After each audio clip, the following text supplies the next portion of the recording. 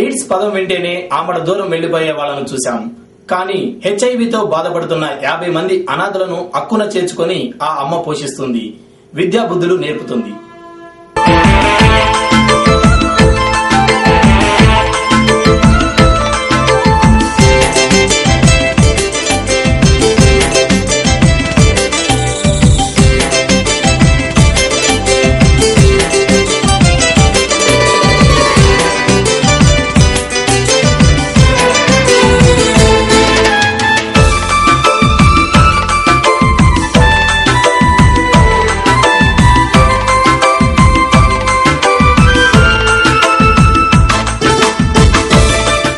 ఈమె పేరు కల్పనా రాణి.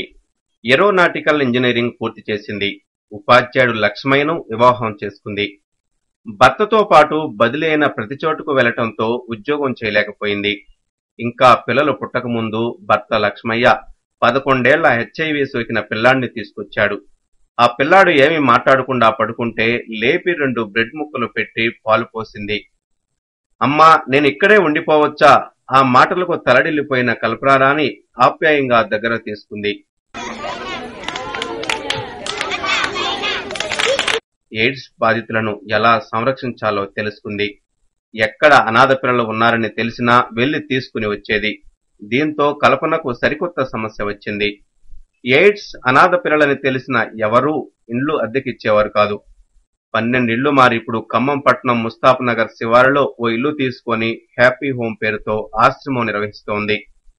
ప్రాంగణమంతా పూల చెట్లతో చక్కని వాతావరణంలో పిల్లలు ఆటపాటలతో కేరింతలు కొడుతూ విద్యాబుద్ధులు నేర్చుకుంటున్నారు. తన పిల్లలు కూడా వారితో పాటే కలిసి ఆడుతూ పాడుతూ భోజనం చేసి పడుకుంటారు. రకరకాల ఆటలు నేర్పుతారు. వాయిద్య పరికరాలతో సందడి చేస్తారు పిల్లలు. అందమైన బాల్యాన్ని ఆహ్లాదకరంగా గడిపేస్తున్నారు.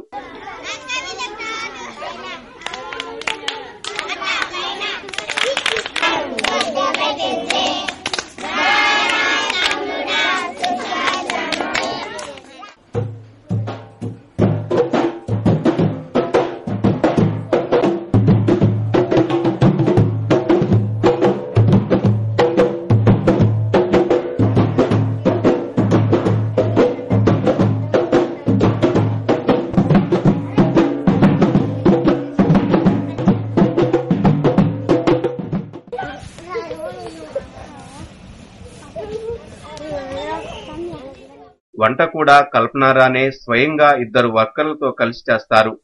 హ్యాపీ హోమ్ నిర్వహణ కోసం బంగారం తాకట్టు పెట్టి అప్పులు చేసేవారు.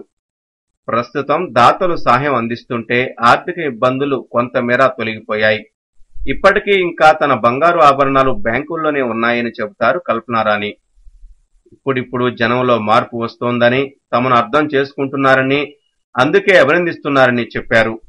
బంధువులు మిత్రులు అర్థం చేసుకోవటం ఆరంభమైందన్నారు. తాము చేస్తున్నది గోరింతేనని, చేయాల్సింది కొండంత ఉందంటారు కల్పనా రాణి. మీకేం బాధ లేకపోతే నేను మీతో పాటే ఉంటాను మేడం అంటే, సరే ఉండు నాన్న అని చెప్పేసి వారితో స్టార్ట్ అయింది హ్యాపీ హోమ్. యాక్చువల్లీ ఇప్పటికి ఇంతమంది పిల్లలు 51 మంది పిల్లలు ఉన్నారు. మాకు వెనకాల కొంచెం సహాయం ఉంటే, కొంచెం వెన్నుదన్నున్నా మాకు అసలుకి ఇంతకాలం పట్టేది కాదేమో. ఈ టైంలో 40 మంది పిల్లలంటే మా దగ్గర ఈ జిల్లాలో చాలా మంది పిల్లలు ఇంకా పాడైపోతున్నారు. రోజుకి ఎంతో మంది చనిపోతున్నారు.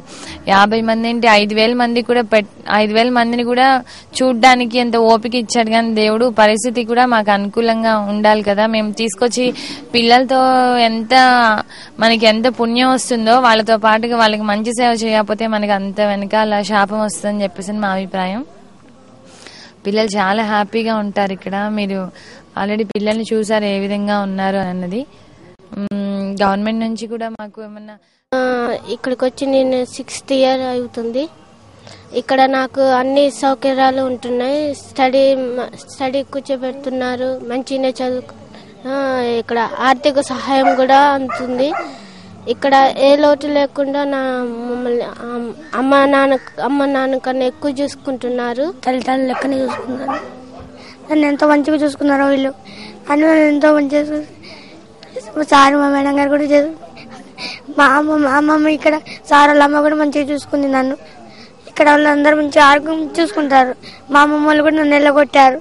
ఎవరు మంచిగా చూసుకుంటారు కాదు, ఇక్కడే మంచిగా చూసుకున్నారు. ఇక్కడే ఉండబుద్ధి అయింది.